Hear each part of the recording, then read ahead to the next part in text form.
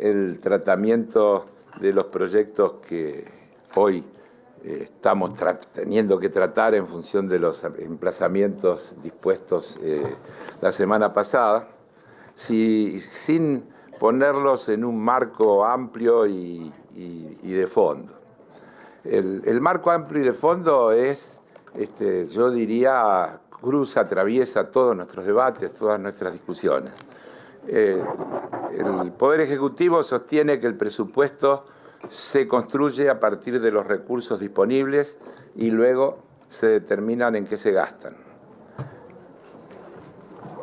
Para abonar que esto es así, tengo aquí lo que el presidente Milei nos dijo cuando vino a presentar ante esta Cámara el presupuesto que no se trató, que se presentó, pero que luego la Comisión de Presupuesto, por decisiones que se tomaron seguramente de carácter político, nunca se trataron.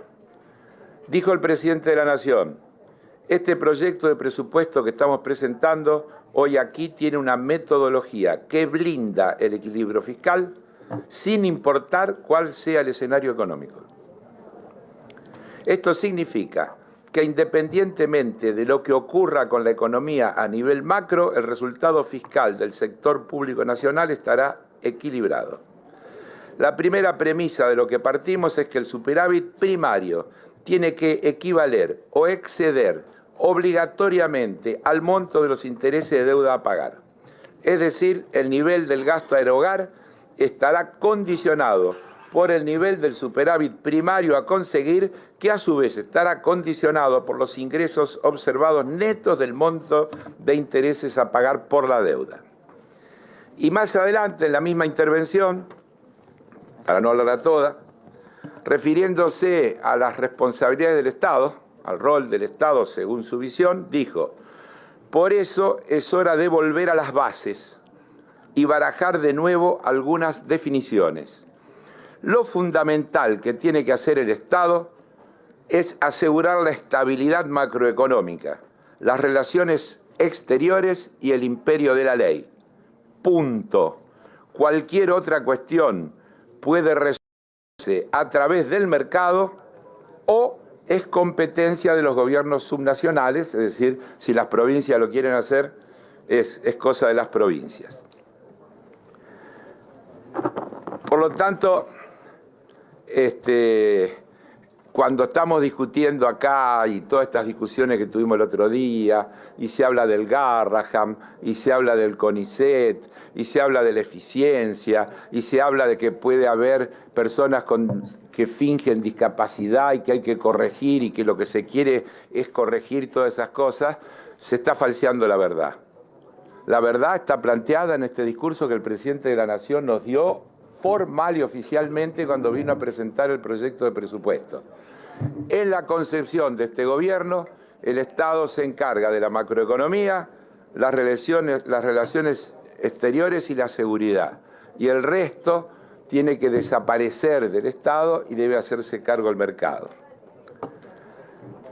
Eso, desde luego, condiciona todos nuestros debates, porque estamos debatiendo y discutiendo a partir de visiones absolutamente distintas. Por ejemplo, el gobierno sostiene que la economía es la macro. No se cansan de decirnos y de repetirnos que el tema es la macro. Otros creemos profundamente que la economía tiene que ver con lo que le pasa a la gente. Porque además, ¿cuál es el territorio de la nación argentina? La nación argentina no tiene territorio. ¿Dónde se aplican las políticas del gobierno nacional si no es en las provincias y en la ciudad autónoma de Buenos Aires? Por lo tanto, no se puede pensar en una política de la nación desligada de lo que sucede en los territorios provinciales. Es decir, en el lugar donde transcurre la vida de los argentinos y las argentinas. Y esto para mí y para nosotros, para los integrantes de nuestro espacio, es la base de lo que de verdad estamos discutiendo y es la base de lo que tenemos que discutir, porque a partir de este concepto se abren las visiones diferentes que tenemos sobre cada uno de los temas concretos que son puestos a nuestra consideración. El gobierno nos plantea una discusión de fondo planteada en el superávit. Yo diría que antes hay una que es más elemental que la del superávit, que es la de la composición de los ingresos y los gastos. Porque cuando se discute la composición de los ingresos y los gastos, se está diciendo a qué sectores se busca proteger y beneficiar, quiénes van a salir ganando y quiénes van a perder. No es abstracto.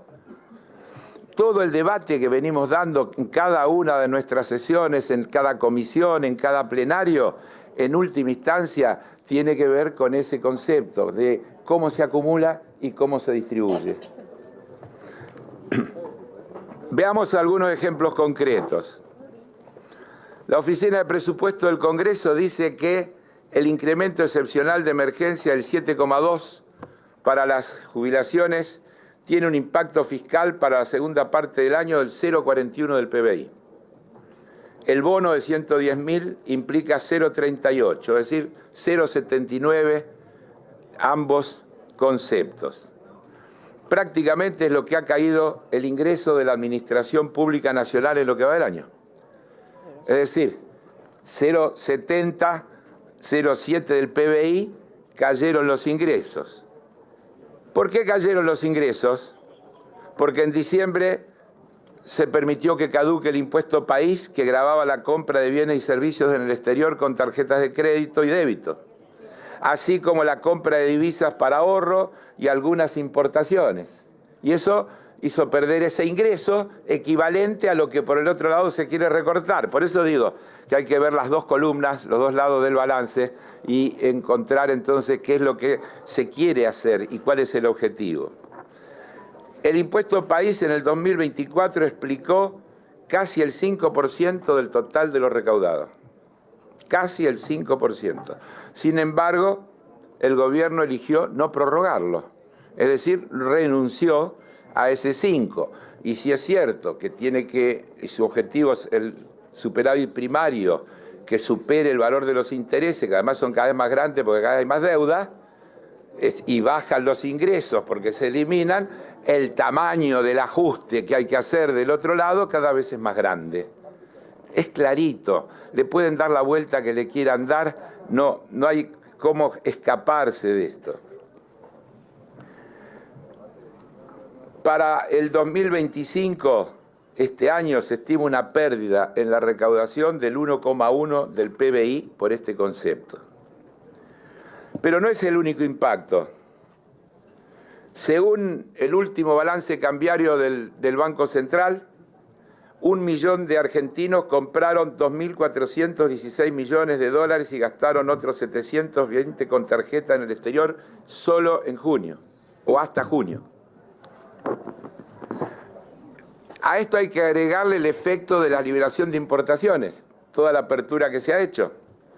Según datos del INDEC, en el primer semestre del 2025, el nivel general de cantidades importadas creció 45% en relación al mismo periodo del año anterior. Unos 9.470 millones de dólares más. De los cuales, bienes de consumo aumentó 69,3, 2.247 millones de dólares. Como contrapartida, las cantidades exportadas crecieron apenas 4,9, unos 1.540 millones de dólares, es decir, que ahí tenemos otra vez cómo las desregulaciones van generando faltantes o resultados finales negativos que luego son los que se pretenden utilizar para justificar la necesidad de realizar los ajustes.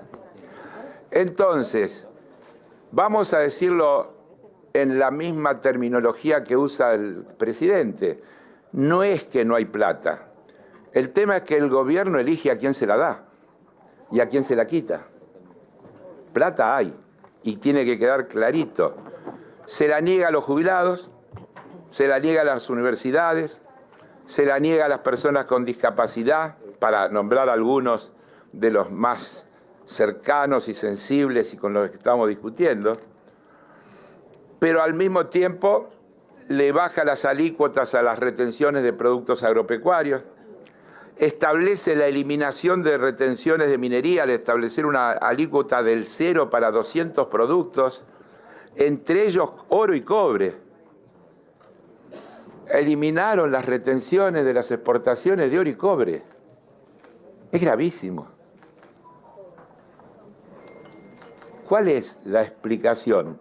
Porque podemos discutir lo de los derechos de exportación agropecuaria, que en mi opinión deberían ser diferenciadas, distinto para los pequeños productores, distintos según las zonas y los rendimientos de las zonas, y hasta variables según lo que pasa en los mercados internacionales con los precios internacionales. Pero el cobre y el oro, disculpen, me llama la atención. Pero hay más. En el paquete fiscal, el gobierno redujo la alícuota de bienes personales, un impuesto progresivo que efectivamente recae sobre los que más tienen. Además, podríamos decir, bajó impuestos internos para autos de hasta 75 millones y algunas otras cosas. Pero fíjense, aumentó el impuesto para de la ganancia para la cuarta categoría. Es decir, que no es que todo baja o que todo se rebaja. Algunas cosas, fíjese que baja bienes personales y aumenta cuarta categoría de impuesto a las ganancias. Yo traje, solo a título de ejemplo, también alguna reflexión. El otro día vimos un estudio que dice que el 1% más rico de este país concentra el 25% del total de la riqueza. Parece que a no todo le va mal. 4% que le sigue tiene un 21% y el 5% que le sigue el 14%. Es decir, si sumamos el 10% que les dije, más rico, empezando de arriba, tendrían el 60% de la riqueza total. Si agarramos la cuenta al revés en el otro extremo, es decir, no estamos todos mal, no están todos mal, no todos pierden.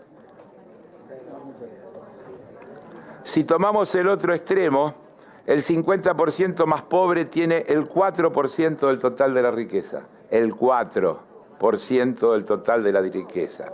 El 10, el 60. El 50, el 4. Yo les pediría que me escuchen. Presidente, yo le pediría que les pida que me escuchen. Estoy dando datos importantes y la gente habla mucho. Me perturba un poco. Es decir, en el medio queda un 40% de la población, que es lo que podríamos denominar las clases medias o sectores medios, que sigue teniendo el 36% de la riqueza total y que creo yo es por el que todas estas políticas públicas vienen, porque creo que a los de abajo, a ese 50 que tiene el 4, ya no se le puede sacar más. Cuando nos hablan del modelo peruano, nos están adelantando que vienen por ese 40% de la población que aún tiene un tercio de la riqueza total que se produce, de lo que se produce en nuestro país. Digo esto también para que nos quede claro de qué se trata cuando estamos hablando de algunas de estas cosas. ¿Y qué me viene a colación? Me viene a colación un proyecto que tuve el orgullo de ser uno de los que lideró en el momento de la pandemia, el del aporte solidario, y quiero refrescar 4 datos, porque se habló mucho, había escándalos de todo lo que iba a pasar. ¿Saben cuántas personas pagaron? 10.000. 10.000. Ninguno de esos 10.000 dejó de ser súper rico por lo que pagó del aporte solidario. ¿Saben cuánto recaudamos? 2.600 millones de dólares. 2.600 millones. ¿Saben para qué se usó? 20% para equipamiento médico, 20% para subsidio a las micro y pequeñas empresas, a las que hoy se le quita todo tipo de subsidio y de apoyo, 20% para las becas Progresar, 15% para el Fondo de Integración Sociourbana y 25% a el programa de exploración, desarrollo y producción de gas natural, que fue aplicado fundamentalmente a el gasoducto Néstor Kirchner, que hoy es una de las fuentes principales de divisa que nuestro país ha logrado realizar, concretar. Y eso se hizo con una política proactiva, poniendo un tributo progresivo por única vez a un sector de altos recursos al que ninguno le cambió la condición de vida, pero con esos recursos se podían hacer muchas cosas. Es decir, mentira que no hay plata. Hay plata. Hay que buscarla donde está y hay que utilizarla para las cosas que hacen falta, para atender las necesidades de los más necesitados y para desarrollar aquellos proyectos que a su vez son generadores de riqueza.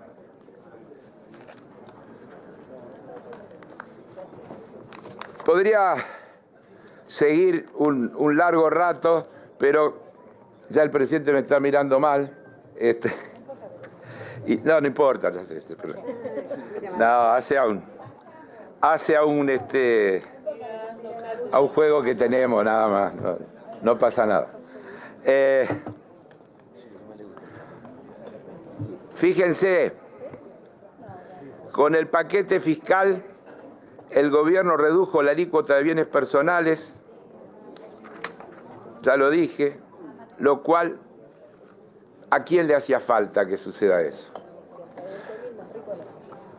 Lo que hay que hacer es excluir la vivienda, tal vez el automotor de la familia, que no debería tributar, y después tener una buena alícuota progresiva.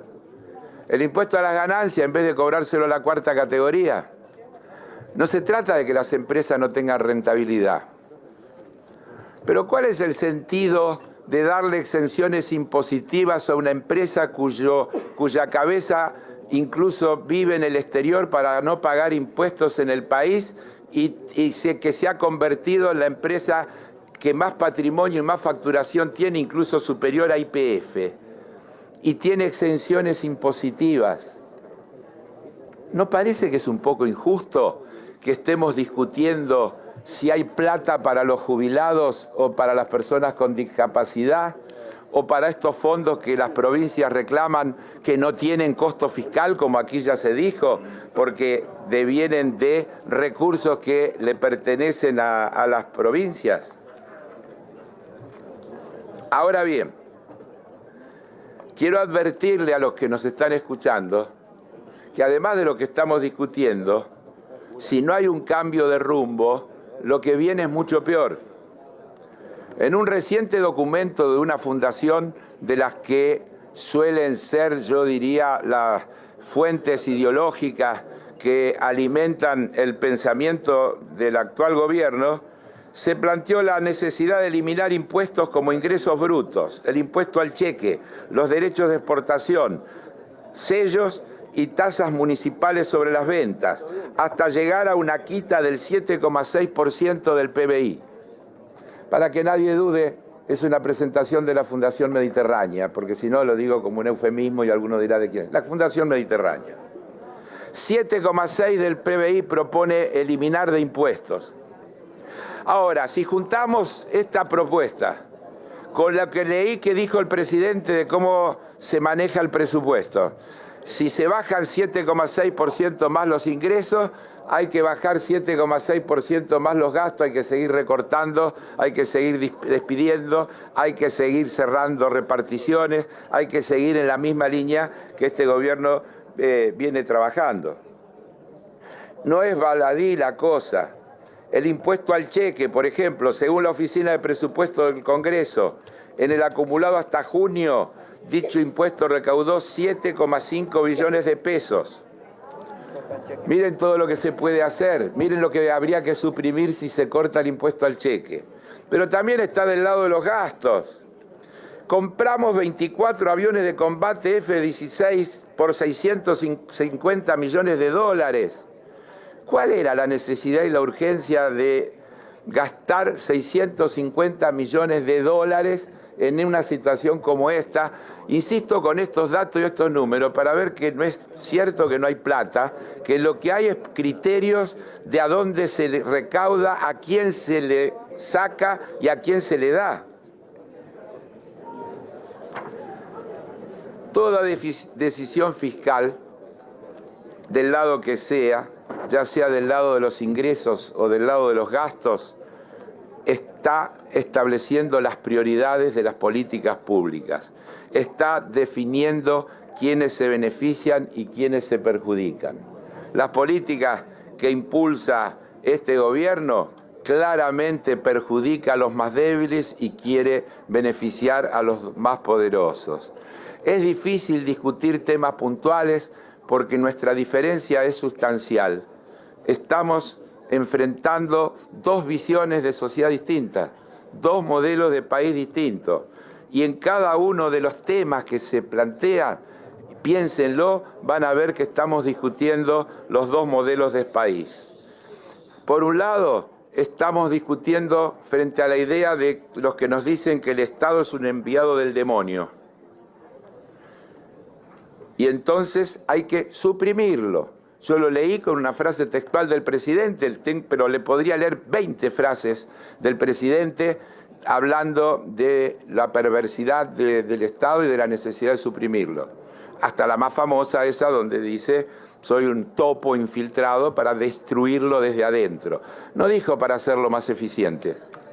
No dijo para suprimir las cosas que podrían estar mal. Dijo para destruirlo. El presidente dice que los que evaden son héroes.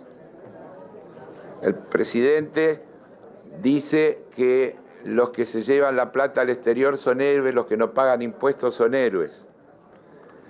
Y bueno, nosotros, muchos de nosotros y nosotras que estamos acá, decimos claramente que estamos en la vereda de enfrente. Nosotros creemos que el Estado tiene que estar bien administrado y que bien administrado debe ser un instrumento con el que se pueda actuar frente a la desigualdad, frente a la injusticia, frente a la extranjerización de la economía, frente a la acumulación de riqueza en pocas manos de manera excesiva, entre muchos otros temas centrales. Para nosotros, ese, presidente, es el eje principal que tenemos que discutir una y otra vez. Muchísimas gracias.